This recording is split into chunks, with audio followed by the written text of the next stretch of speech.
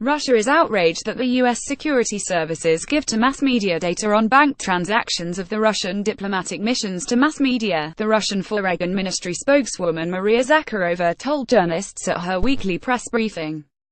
The U.S. security services giving to the media data on banking transactions of the Russian diplomatic missions, not only in the United States, but around the world, Zakharova said. She called on the U.S. authorities to stop playing such games and return to normal, responsible diplomatic communications. Earlier this week, the BuzzFeed portal reported that the Federal Bureau of Investigation was scrutinizing more than 60 money transfers of the Russian Foreign Ministry to the country's embassies, with a note saying that the funds were to be used to finance election campaign of 2016. Moscow has also called on the U.S. authorities to stop exerting pressure on the Russian diplomatic missions in the U.S. On media law, Russia's new foreign agent law for media became a forced response to repressive measures against Russian media, primarily RT, Maria Zakharova said. We were forced to take these response measures in light of the blatantly repressive steps against Russian media, the first of all Russia Today, RT's former name television channel, she told journalists. On relations with Spain, Russia is calling on Madrid to provide specific evidence of its alleged interference in the Catalonia situation, Russian Foreign Ministry spokeswoman Maria Zakharova said Thursday. Read more claims Russia interfering in Catalan, UK affairs hysteria, Lavrov. It would be preferable if our Spanish colleagues started being responsible for their words and provided specific facts, she told a briefing, adding that such accusations were damaging for the Russia-Spain relations. On situation in Syria, Russia is surprised by the claims made by Defense Secretary Jim Mattis that the United States is in Syria with the permission of the United Nations. Washington does not have such mandate, Russian Foreign Ministry spokeswoman Maria Zakharova said Thursday.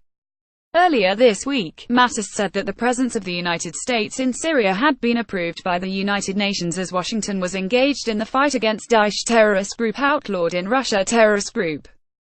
Read more. Mattis claim U.S. authorized to operate in Syria lacks any legal basis. We were surprised to hear U.S. Defense Secretary Jim Mattis' statements that the U.S. armed forces are in Syria with a UN approval.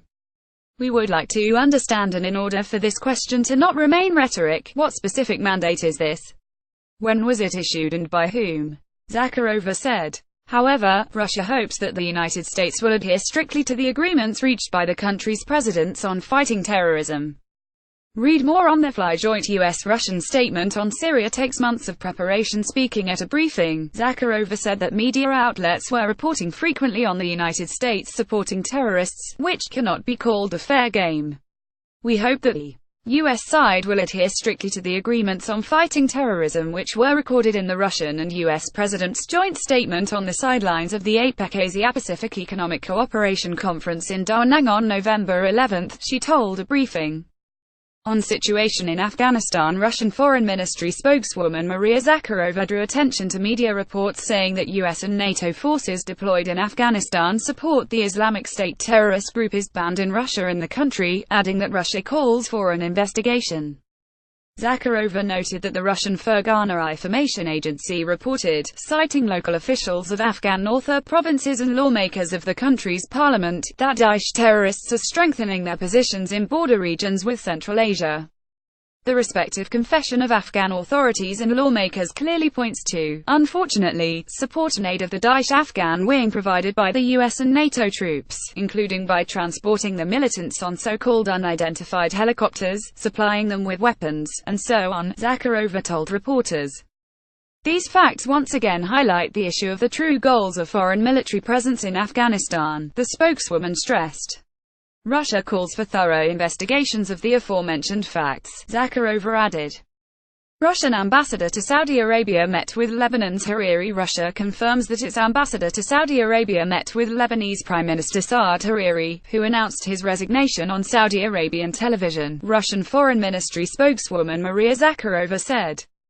He is meeting with foreign representatives, including the Russian ambassador to Riyadh, she told a briefing. According to last week's media reports, Hariri met not only with Russia's Sergei Kozlov, but also with Italian ambassador Luca Ferrari.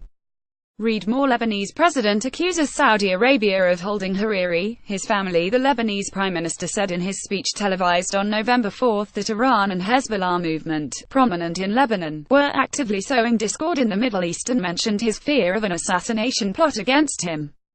Lebanese President Michel Aoun has demanded that Saudi Arabia explain why the prime minister has not returned to Lebanon to hand in his resignation in person.